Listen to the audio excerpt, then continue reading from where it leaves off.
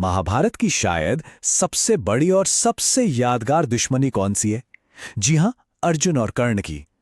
लेकिन यह सिर्फ दो योद्धाओं के बीच की लड़ाई नहीं थी। ये तो एक ऐसी महागाथा है जिसे आज हम जरा गहराई से समझने की कोशिश करेंगे। और देखिए, सदियों से एक ही सवाल है जो हर किसी के मन में आता है।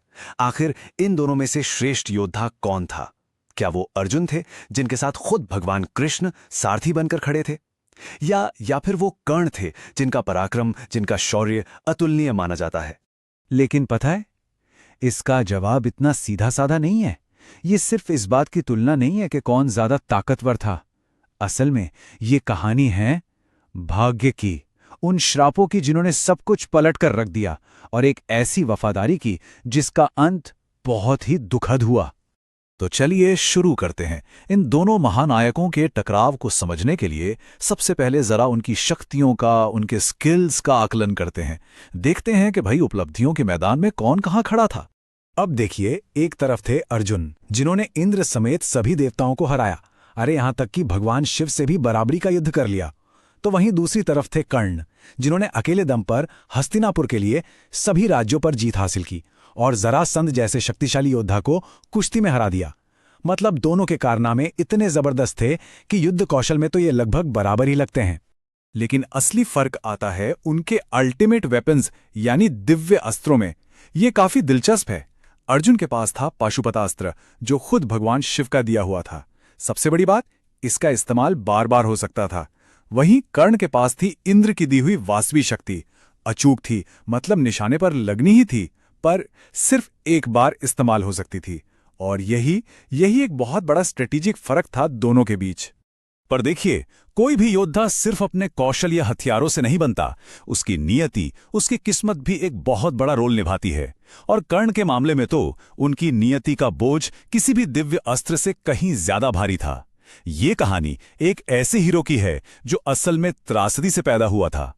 सोचिए, कर्ण का जन्म तो सूर्यदेव के पुत्र के रूप में हुआ था, एक राजकुमार के रूप में।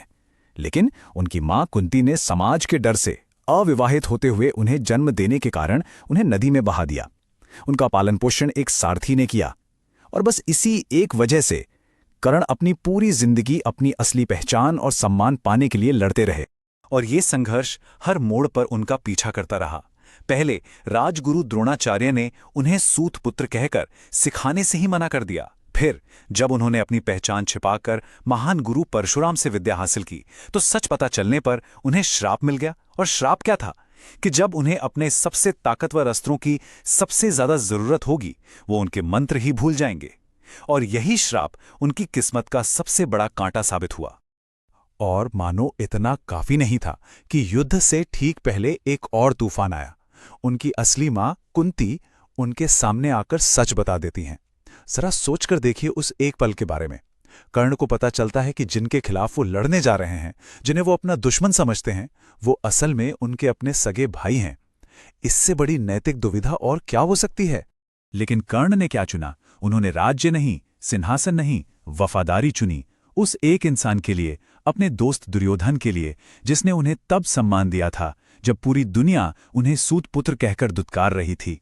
ये जानने के बाद भी कि वो सबसे बड़े पांडव हैं और सिंहासन के असली हकदार भी, उन्होंने दुर्योधन का साथ नहीं छोड़ा। और बस यहीं से कहानी उस आखिरी, उस फैसलाकुन लड़ाई की तरफ बढ़ती है। वो टकराव जिसे होना ही था।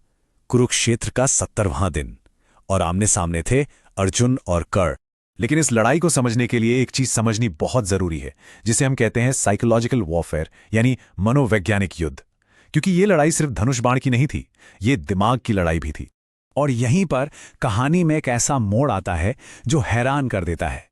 कर्ण के अपने सारथी राजा शल्य, जो रिश्ते में पांडवों के मामा लगते थे, उन्होंने क्या किया? पूरे युद्ध के दौरान वो लगातार अर्जुन की तारीफें करके कर्ण का हौसला तोड़ते रहे। सोचिए, आपका अपना सारथी ही आपके खिलाफ मनोवैज्ञानिक युद्ध लड़ रहा हो। वो बाहर से तो अपना काम कर रहे थे, लेकिन अंदर ही अंदर कर्ण को कमजोर किए जा रहे थे। और फिर वो पल आया। युद्ध अपने चरम पर था और एक पुराने श्राप की वजह से कर्ण के रथ का पहिया जमीन में धंस गया। बस यहीं से उनके पतन की शुरुआत हो गई। और जैसे ही वो पहिया निकालने उतरे, परशुराम का वो भयानक श्राप सच हो गया। ठीक उसी वक्त जब उन्हें अपने सबसे ताकतवर अस्त्र ब्रह्मास्त्र की सबसे ज्यादा जरूरत थी, वो उसका मंत्र ही भूल गए। उस एक पल में वो शस्त्र विहीन हो गए, पूरी तरह से असहाय। और बस उसी निहत्थी हालत में कृष्ण के कहने पर अर्जुन ने वो आखिरी बाण चलाया जिसने इस महान प्रतिद्वंद्विता का हमेशा के लिए अंत कर दिया। तो टकराव खत्म हुआ, युद्ध का एक बड़ा अध्याय समाप्त हुआ, लेकिन इसकी कहानी, इसकी विरासत आज भी जिंदा है। तो सवाल यह है कि इस लड़ाई का असली नतीजा क्या निकला और हम सब इससे क्या सीख सकते हैं। साहित्य में एक शब्द होता है ट्रेजिक हीरो, यानी एक दुखांत नायक। कर्ण की कहानी बिल्कुल वैसी ही है। एक ऐसा महान इंसान जिसकी काबिलियत, जिसके गुण, उसकी किस्मत और उसकी एक बड़ी गलती की वजह से उसी का अंत कर देते हैं। विडंबना देखिए, कर्ण की जो सबसे बड़ी ताकत थी, उनकी वफादारी, वही उनकी सबसे बड़ी कमजोरी भी साबित हुई। और जैसे ही कर्ण का पतन हुआ, ये कौरव सेना के अंत की शुरुआत थी। दुर्योधन तो पूरी तरह से टूट चुका था। अपना सबसे महान योद्धा खोने के बाद कौरव सेना का हौसला ऐसा टूटा कि उनकी हार लगभग तय हो गई। तो आखिर में इन दोनों के जीवन से हमें दो अलग अलग रास्ते और दो अलग अलग सबक मिलते हैं। अर्जुन का जीवन हमें सिखाता है कि लगातार खुद को बेहतर बनाने और अपने लक्ष्य पर ध्यान देने का क्या महत्व है, और वहीं कर्ण का जीवन ये दिखाता है कि कैसे किसी से प्रतिद्वंद्विता और बाहर से सम्मान पाने की चाह इंसान के अपने विकास के आड़े आ सकती है।